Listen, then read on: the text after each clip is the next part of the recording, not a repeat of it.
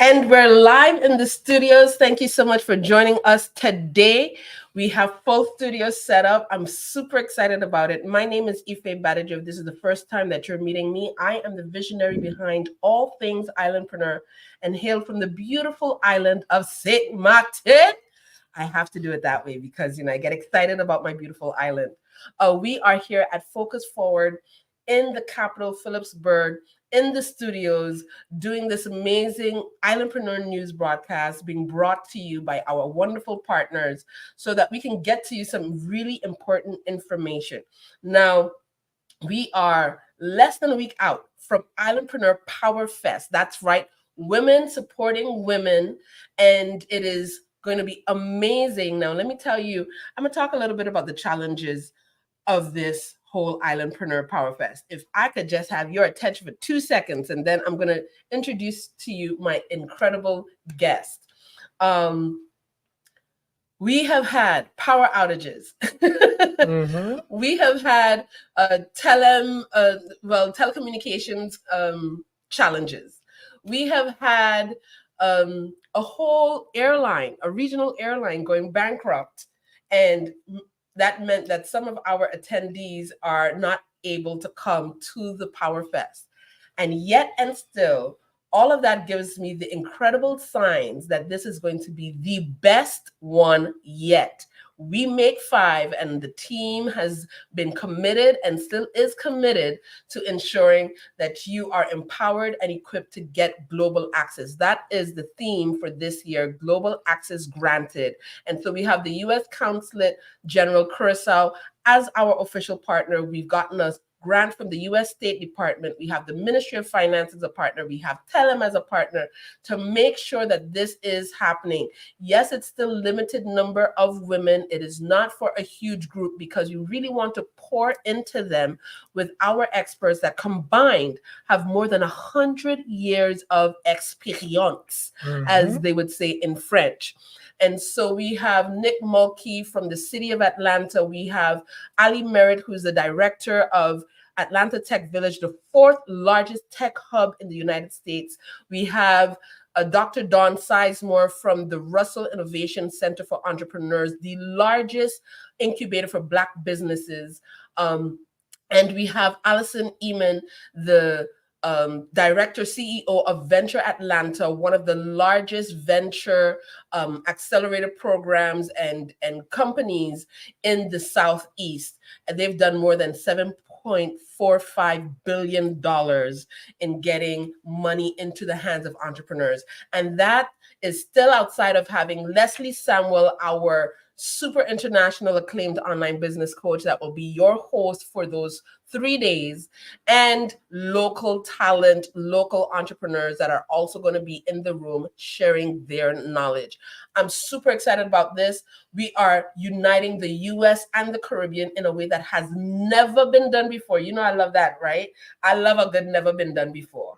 So that's happening this week. I'm going to come back at the end and give you more details about that, but that's happening this week, June 27th through to the 29th.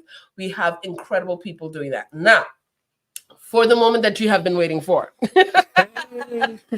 I have next to me a dear friend, a business partner, someone that has walked with me literally from 2018 at least, or Formally 2018. Formally 2018, that's true. But before that, he has helped me to build out what you see today. The reason why you're only getting to see him now in person for many of you is because he doesn't live in St. Martin. He lives in the US. And so I have also journeyed with him as he's journeyed with me. He's moved all over the US, between DC, Colorado, Florida, and I think there was a West Virginia in there somewhere. Virginia, yeah. There was a Virginia in there. I knew there was a Virginia in there. And he is brilliant. He's young. He's grown up in St. Martin. He's a former youth parliamentarian. Correct. Okay. And he is now the vice president of programs at Watson Institute, where he builds out entrepreneurship and innovation development programs for Watson Institute and works with some of the biggest names in the business like Walmart and all of those to support entrepreneurs to go to the next level. So without any further ado, I need you all to show some love, give the hearts, give the likes, do all of that for our very own Dwayne Griffith. Dwayne Griffith, I'm so happy that you're here. Hold on, I think this is it. I think I got claps. If I don't have claps, we're going to create claps. Yay! Perfect. Like, thank you so much, Ife. Viewers, listeners, it's just a thrill and a pleasure to be here. That introduction was so exciting. I'm like, oh, I don't even have to say anything because Ife covers it all. But like, it's been a long journey. I think the first picture we took with each other was somewhere in 2014. Yeah.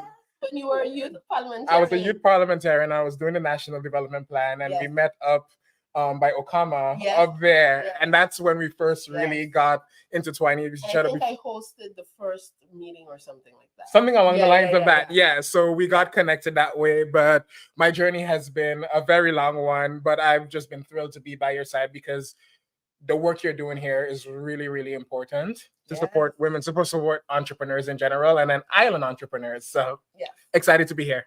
And if you don't notice, he has on an Islandpreneur shirt because it's that serious for us. There you go. We got some merch.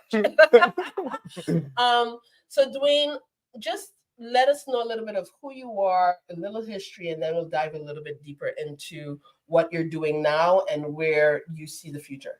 Yeah, most definitely. So a little bit about me. Of course, I went to Hillside Christian School. Then I went to MPC. Okay.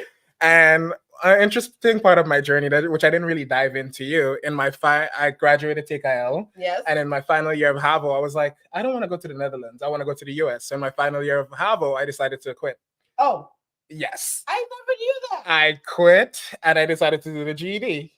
To go to the US. So it was an interesting decision. Everyone was like, Dwayne, don't do it. But I was like, I want to do this. And during that period of time, I found a program at the United Nations University for Peace. And I applied for that. So I have a certificate in international security and development. Okay. And then I found the Watson Institute program where I was only going to go there for a semester to just study entrepreneurship and then come back and work here. And then Watson was like, we're launching a degree program so you can get your bachelor's of science in social entrepreneurship. So 4 years later, I got that. And then while in the US, I worked with different incubators like Halcyon Incubator.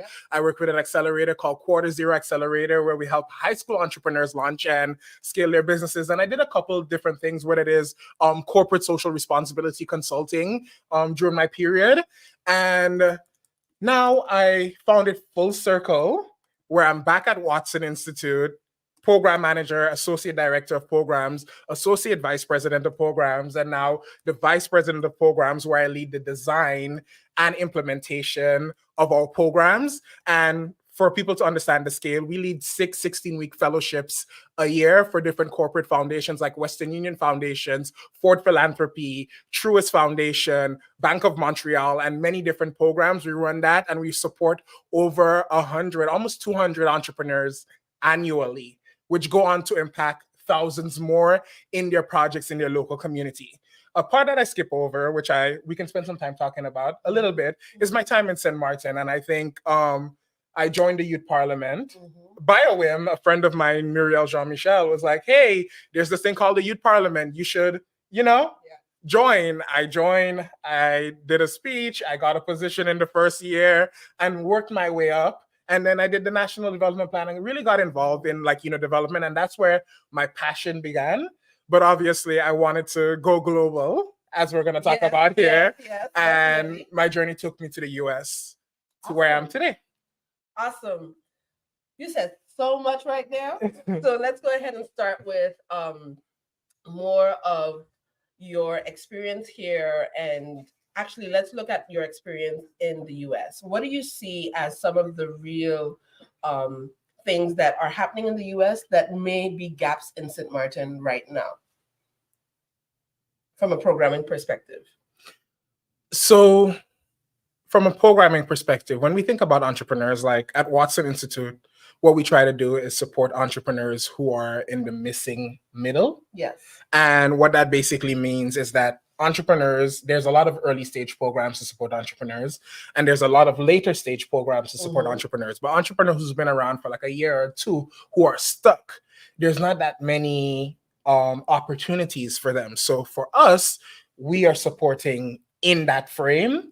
And it's been an incredible journey to figure out what are the gaps, what are they missing, because everyone in that middle stage is different. Yes. Everyone needs different things. So we're on that journey and finding out what type of programming and stuff we can put out.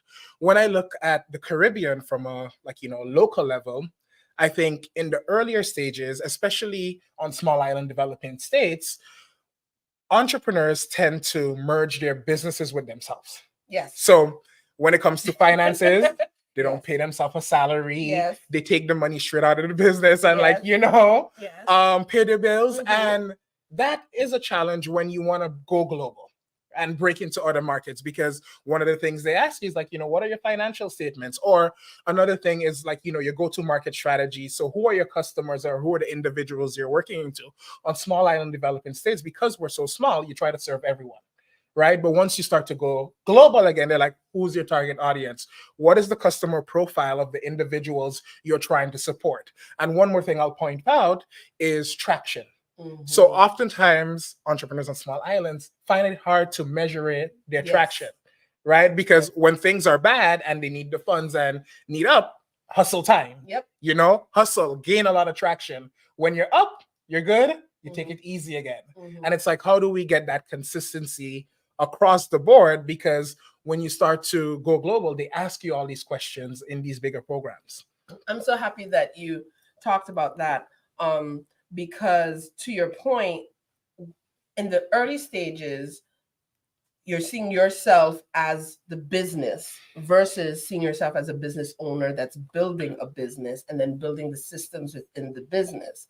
Now, I could hear some of my islandpreneurs go like, but in the States, you have all of this extra support, or you have a bigger market, or how? So if you can kind of adjust that to maybe some of what they can do practically to make sure that they are measuring traction, to make sure that they are separating themselves from the business. If you have one or two ideas, that would be helpful to our audience for sure. Yeah, and I think it's starting simple. I think we often think about, you need an extravagant business plan and all these pages. You don't need none of that. Yeah. You can pull out a lean model canvas. You can start to our business model canvas. Can you say that one more time, because they don't believe me when I say it? Yeah, a lean model canvas or a business model canvas. You don't need like a 16, 20-page business plan, right? And you can start mapping out the different elements. So when you look at those canvases, what you can really see is your customer segments, your financials, right? The problem you're trying to solve. Absolutely. What is your solution? And your value proposition. Exactly. And it's like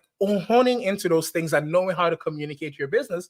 Because the struggle is, I just do this, or I make these things, or they say it very casually, and casually works for us, right? But when you start to move up, casually don't work for everyone. So it's all about doing and documenting. And also it's going to help you when you quote unquote fail, because as an entrepreneur, entrepreneurs fail, right? So many businesses fail. That's totally fine. But once you start to separate your business and the progress and everything from yourself, then you don't feel like you as an individual are failing, right? Because oftentimes, if the business is you, when you're not making money, when you're not doing things, you're like, oh my God, I'm so bad, I'm so horrible. Then you start to beat up on yourself. Absolutely. Right? And failure is often there, right? You'll learn a lot of lessons from it along the way. I've failed a lot on things I've done, and then I've moved on, right? But that separation helps you build more confidence. But also by tracking all these different things, you can point out what areas you're weaker in and what areas that works for you. I love that. It's about doing and documenting. Very, very important. And to your point, we don't have to overcomplicate the process, right? Business, for those of you that don't know, a lean model canvas is usually for startups. A business model canvas is usually used for those that are already started. And that is a 9-component, 1-pager business plan. And if you can answer the questions that are related to that in 20 minutes or less, you know your business. If you don't, then you have to do more work. You have to do more homework to be able to understand the totality of your business and communicate that very effectively. And that often serves as the framework for filling in an actual business plan should you need one for funding and all of that. So I wanted to just kind of give a little bit of a lesson on the lean model canvas and the business model canvas, because we talk a lot of entrepreneurship stuff, but not everyone understands the industry or the language that is associated with it.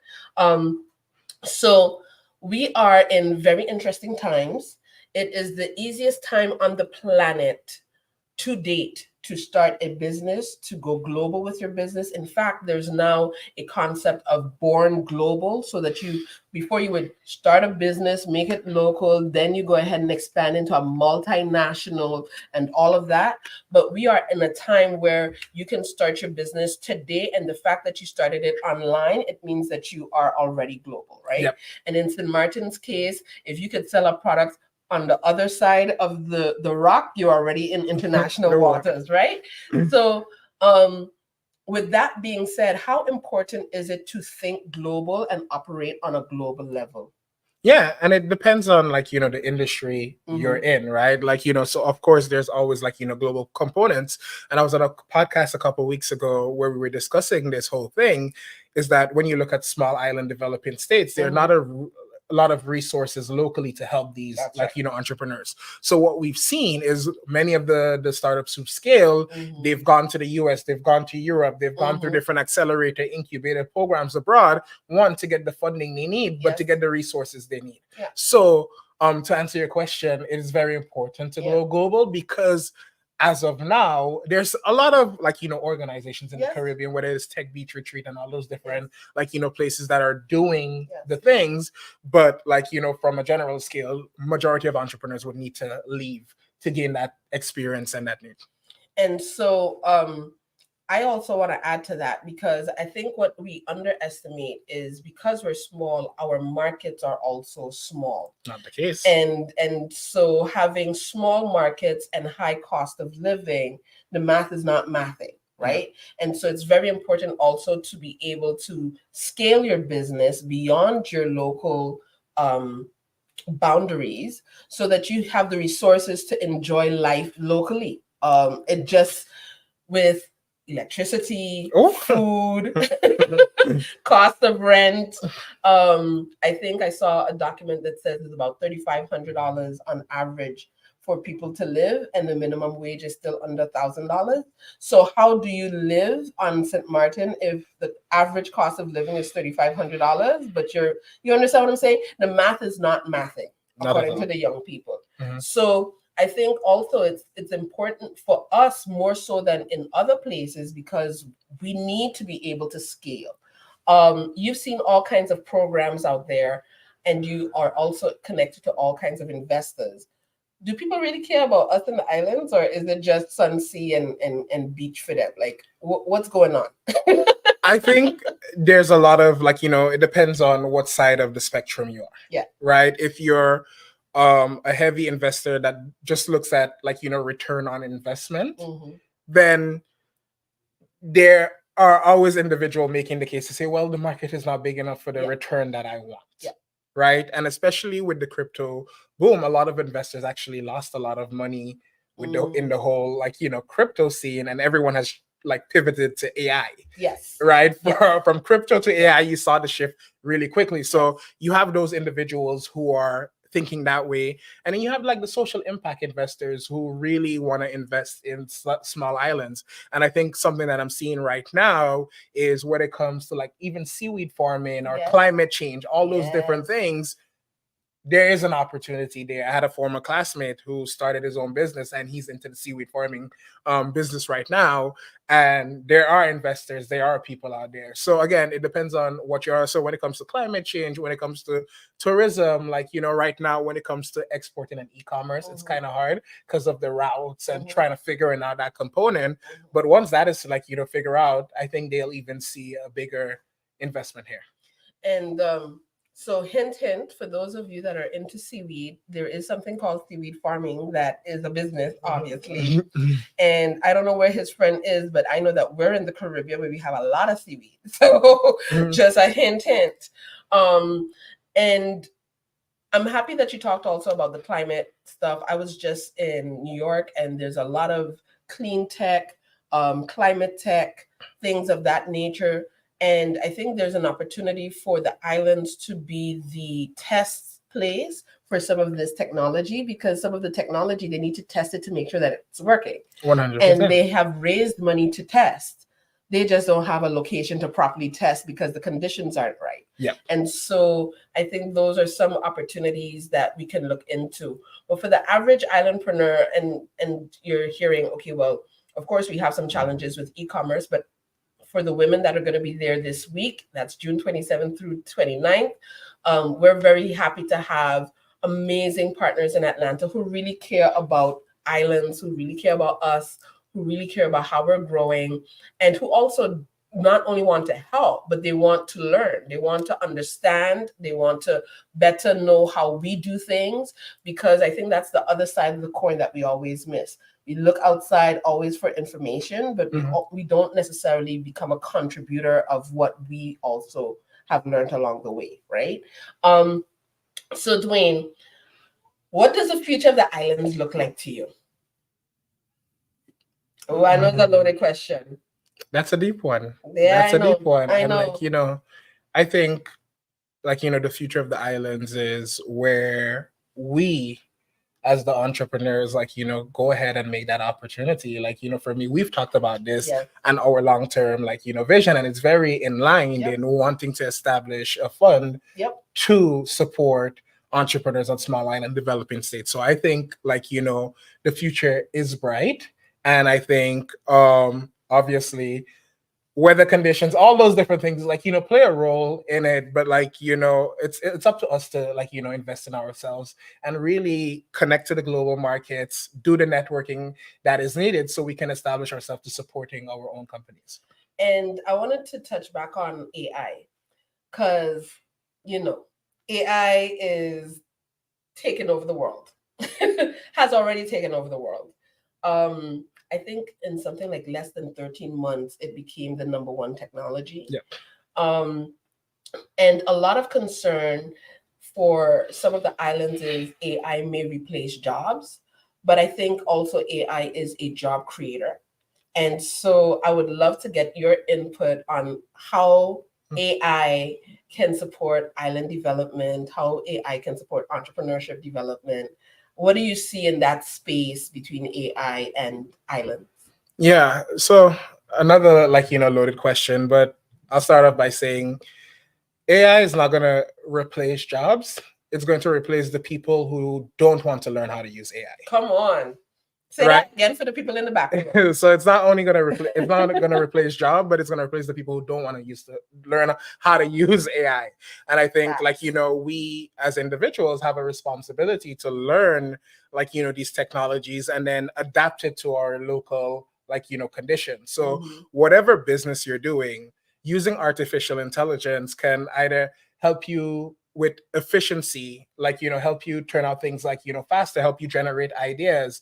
Like, it's going to save you a lot of time and like, brain work. Like, there's beautiful AI for slides. There's like, there's so many different things. For video, for like, cartoons, for pictures, for Excel sheets. I mean, for coding. There's so much out there. But also it's like, looking at your business, it's an individual case, right? So it's like, okay, what field that I'm in, how can, and the question you should ask yourself is, how can artificial intelligence help me take this to the next level, right? Do I streamline a process? Do I innovate and create like a new line of product using it? Like there's so many different components there. I love it. I think also, let's go back a little bit to the programming. You talked about that you have 16-week programs available that are corporate supported, and that you support about 200 entrepreneurs a year. Yeah. And so let's look at the programming a little bit. What does that program look like? What kinds of components are in that program? Is it business agnostic? Like, how does that work? And then is it possible for people locally to participate in those kinds of programs? Yeah, definitely. So each of our programs have an application process. And like, with Watson Institute, because it's like, the corporate fund, so it's their program. So we never say it's a Watson Institute, program. We say it's a Western Union Foundation fellowship. Mm-hmm. We say it's a Truist Foundation fellowship. Mm-hmm. And each, corporate partner has their parameters. Yeah. So for example, for the Western Union Foundation, their goal is to work with refugees, migrants, and people who are forcibly displaced. Okay. Right? So they gave us the parameters, and we search for the fellows who Mm-hmm. fit in that, who are forcibly displaced, refugees, migrants, Mm-hmm. all of that. And then we bring them into our 16-week program where we help them develop their initiatives. Mm-hmm. Right? Within that program, there's so many different, components, but when it comes to the blocks, we start off with a strong foundation, Mm-hmm. right? We start off with an immersive week that's about 20 to 25 hours of programming where we just really get them to know each other. Community is very important. Mm-hmm. Meeting people from across the world helps you understand that you're not a learner in this journey. And that community aspect has a big impact on your mental. Mm-hmm. Right? And then we go into data, how to use data and metrics, right? We go into product market fit. We go into funding, we go into pitch, we go into team management. There's so many different components. And what's unique about our programs is weekly we have our program managers recruit external speakers. Mm-hmm. So based on the profile of the individuals in the program, we get to customize our programming to ensure the entrepreneurs get the support that they need. So that's Western Union as an example. Truist follows a similar format, but for the Truist Foundation, what they wanted was people in Atlanta and the greater Georgia area. Mm-hmm. So that program is for people who are only based in Georgia, Mm-hmm. right? So, and then we have our flagship program, which is a global program, right? Where people from Caribbean nations can apply to be part of that program. And majority of the program is online. Okay. Sometimes there's a day immersive in person. Sometimes there's a 5-day in person, but it depends on which of the programs. But that way you can still be in your country, it's virtual, and you participate in the live sessions consistently to really, really, really, really get the impact out of the sessions. And so you are the Chief Impact Officer for for Islandpreneur and things that we do. We lean heavily on your expertise on how do we measure impact? What is impact? How can we document that more efficiently and effectively? What is the connection? Because for some years now, when people hear entrepreneurship, they only hear business. They don't hear the social impact that it has. So can you bring that full circle? How do entrepreneurs have social impact? And what does that look like? Well, if we look back, years ago, when we talk about these major companies and entrepreneurship, it's like, hey, we're going to get our money first, and then we're going to think about impact after, right? So it's always about profit over impact, right? But in the 2010s or even in early 2000s, we started to see a wave, a shift. And the shift is there is no profit first and impact after. It's built into your business model. Right? Every company, especially, we have a responsibility to our planet. I call myself a global citizen, right? Travel all over with different cultures, different backgrounds. But as a global citizen, we have a responsibility to people and the planet, right? And that responsibility is to make sure that we can impact. So even in your business processes, you may not have a quote unquote climate change or a social impact theme company, but what can you do with your process, right? To create impact. Can you pay people fairly? Can you use sustainable processes in your packaging, in your materials, right? What are the things you're doing to make that impact in your business? So it's not separate, it's all together right now. Awesome. So you're here also for Islandpreneur Power Fest. Finally, work schedules are always never aligned, but finally. And as we celebrate our 5th year, because you helped to co-host our virtual one when we started out in 2020. Correct. We got Jeff Hoffman, the co-founder of Priceline.com, because of your relationship with him and so many others. And so what are you looking forward to for Islandpreneur Power Fest and Islandpreneur Beyond? How do you see Islandpreneur on a big scale? But let's start with next week. Yeah, I think next week is just going to be an excited week, especially to support women entrepreneurs. So women are the backbone of like, society, business. And like, for them, coming in that room and having people from different islands to discuss is going to be really important, because how they do things in Curacao, how they do things in St. Martin, how they do things in Atlanta are all different, right? And having that opportunity to like, sit down in a room, one, to learn from the experts you've brought in, Yeah. right? But also to network with one another. That is what I'm excited to see. I am excited to see the magic happen in that room, because it's going to be very, very powerful. So that's one component of your answer.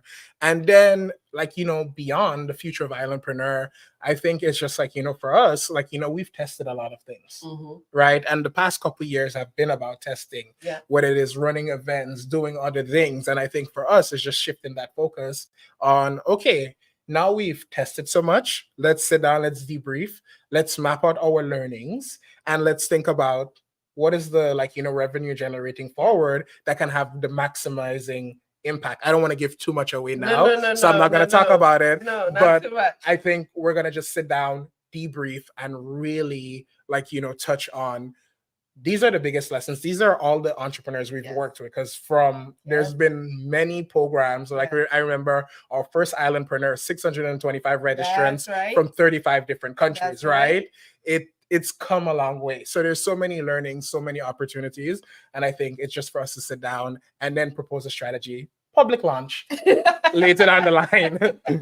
For sure, the whole theme of global access being granted for these women is also being extended to Islandpreneur. And that's all I'm gonna, that's as much of the hint that I'm gonna give out for right now. Dwayne, any last words before we kind of wrap this up and I can share more about Islandpreneur PowerFest? Anything you'd like to tell the people? Anything you would like to tell anyone? Yeah, I always say this quote, right? Like, anyone is a change maker. Age, experience, or your position in society, that's not really important. A change maker is someone who takes the resources available to them and influence change in the life of others. And it's up to you, like, viewers, listeners, think about the impact you want to create in the world. Sometimes you may think you're not ready, but trust me, there's so many people out there in higher positions than me in the world that don't even know what they're doing. Right? They're figuring it out along the way. And that is what life is about. It's all about you taking that leap of faith, you figuring out what you want to do, the impact you want to create. And if it feels right to you, then do it. Like, go for it. Awesome. Thank you so much, Dwayne. I want to share with you all a little bit about the next steps moving forward. So you should be seeing this on your screen right now. And let me adjust this a bit. So if you don't know where to go, ipfest.co/2024. We did have a situation with Jet Air, and so we will be streaming for our audience that has already committed to coming but couldn't be here, which gives two opportunities. One, if you are not physically here, you can still apply and be able to stream. But if you can be here, and I'm talking to those of you in Anguilla, in St. Kitts, in Saba, in Statia, in St. Barth, on the front side, if you want to, if you can still make it from Curacao, Atlanta, and Aruba, you're welcome. We still have a few slots left. So go to ipfest.co/2024. As you can see, the countdown is out. It's 3 days. Oh my goodness. I can't believe it's 3 days already. It used to be 30. And the question is, are you ready? As you can see, apply now is at the top. It's all over this site. You can go to and click on the video. It'll tell you more, but you will also get to meet our host, Leslie Samuel, some of our amazing speakers from the US. We have Allison Eamon from Venture Atlanta, Dr. Don Sizemore from Rice. We have Ali Merritt from Atlanta Tech Village. We have Nelita Catalina, who unfortunately can't be here physically because of the situation, but we will be streaming her in. So she will be beamed in through the internet so that she can connect with you. Of course, you have me, Dr. Ife Badijo, and so many more that are going to be present. All of our amazing women entrepreneurs are fantastic. You'd be surprised to be who's in the room. We have Simpson Bay Beach Resort as our host hotel. They have special rates available for you. So if you want to take a little bit of a break and weekend and learn and just kind of do a deep dive, you can do that as well. The next step for you is to go to ipfest.co/2024 and apply. We will be making the final cuts for this by Monday, latest Tuesday morning, because we do have to give final numbers. But whenever there's a huge challenge, there are huge opportunities. And so this is a huge opportunity that has opened up for you. I am super excited about it.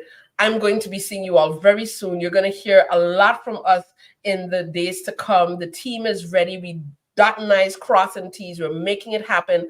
Thank you so much, Dwayne, for being here with me in the studio, finally on the rock and not just, I mean, I love virtual, right? Y'all know how much I love a good digital something, but nothing beats in person. It just doesn't beat it. So I'm so happy that you're here in person. Thank you so much for all of the support and moving us forward and connecting us with a whole bunch of people. We are forever indebted to you. Thank you to Alvin and John, who are in the studios and making sure that this is done at the level that it's supposed to be done. Oh, you see that? My production team, right? It's in the average. So just letting you all know. So shout out to Focus Forward. You know what to do if you want to build out your podcast or your media strategy. We have them as partners. And big shout out also to Be Your Own Brand, Julia Grigg, Marisha Olivachi from Hospitality. There's so many people at the back end. But more importantly, I'm going to see you this week. This week is Islandpreneur. We're celebrating 5 years, guys. See you soon. My name is Ife Badejo. Dr. Ife Badejo, as I'm often reminded to say. But Ife is fine. We'll see you soon. Bye. Take care.